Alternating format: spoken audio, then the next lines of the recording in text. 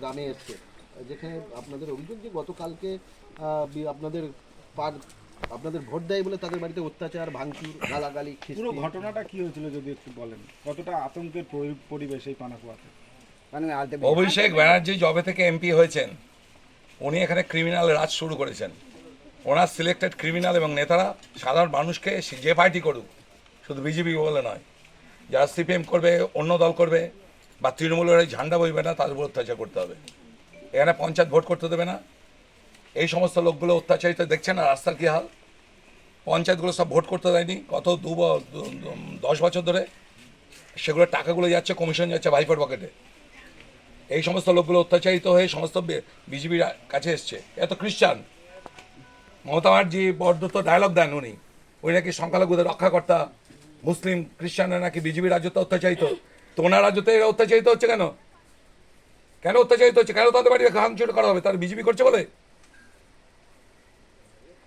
আপনাদের এই মিডিয়ার মাধ্যমে ভাইপোকে সাবধান করে দিচ্ছি, এইটা ভাইপোর বাপের জমিদারি নয়, এটা আমাদের বাবাদের জমিদারি। ডায়মন্ড আবার আমাদের। এই ভাইরাসকে এবার ইলেকশনে হটাবো। সমস্ত লোক, হিন্দু, মুসলিম, খ্রিস্টান, বৌদ্ধ, জৈন, তৃণমূল, সিপিএম, কংগ্রেস, বিজেপি সকলে মিলে একটাই স্লোগান এবার, ভাইরাস হটাও, ডায়মন্ড আবার বাঁচাও। ভাইপো খেলাও, ডায়মন্ড আবার বাঁচাও। এই অত্যাচার মানুষ সহ্য করতে পারে? ঘরে স্বামী নেই, বউগুলো রয়েছে, বাচ্চা রয়েছে, তাদের বাড়িতে ভাঙচুর করেছে। অপরাধ বিজেপি করা যাবে না? ডেমোক্রেটিক রাইটসকে হরণ করে নিয়েছে। আপনারা নির্বাচন কমিশনেও এটা কি অভিযোগ দায়ের করছেন? কালকে রাতে অলরেডি করে দিয়েছি। শুধু এখানে নয়, 108 জায়গায় হয়েছে কালকে। আর এখানে যেগুলো আছে পোশাক কুত্তা, এই পুলিশগুলো যেগুলো কমিশন নয় মদের বোতল পায় যে জায়গায়, সেগুলো বসে বসে চুপচাপ দেখে। পুলিশকে ডাকলে উল্টে মস্তানদের খবর দেয় যে আমাদের ডেকেছে, আবার এদেরকে অ্যারেস্ট করে নিয়ে যায়। এটাই হচ্ছে ডায়মন্ড আবার মডেল। একজন বয়স্ক মহিলা তো আপনাকে ধরে তো কাজ ছিল যে তিনি যাতে শান্তিতে বসবাস করতে পারে। আপনার কি মনে হয় যে কান্নাটার মধ্যে কোনো ভেজাল আছে? নাকি ওই ভাইপোর, পিসি ভাইপোর মতন ওই লক্ষ্মী ভাতার বান্ডিল দিয়ে আমি ওখানে কানাচ্ছি? নারকে অত্যাচার, সারা দৌড়ে অত্যাচার করেছে। এই আতঙ্কের পরিবেশ কাটিয়ে স্বাভাবিকভাবে তারা ভোট দিতে পারবেন কি মনে হয় গ্রামে?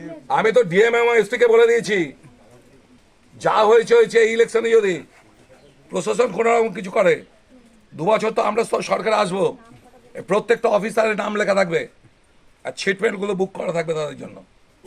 এই ইলেকশনে কোনো রকম ওই ভাইপোর জুতো পাওয়া চলবে না। এটা ক্লাস 8 ফেল একটা স্কুল থেকে বিতাড়িত, এটা গ্র্যাজুয়েট না, একটা উচ্চ মাধ্যমিক পাস ছেলের কথা আইএস আইপিএসটা কী করে শোনে? আমি তো বুঝে পাই না। এদের এই আইএস আইপিএস ডায়মন্ডের বুকে কচু গাছে গলায় ধরে দেওয়া উচিত। এদের কচু গাছে গলায় ধরে দেওয়া উচিত। বলছি দিদি, গতকালকে কি ঘটনাটা?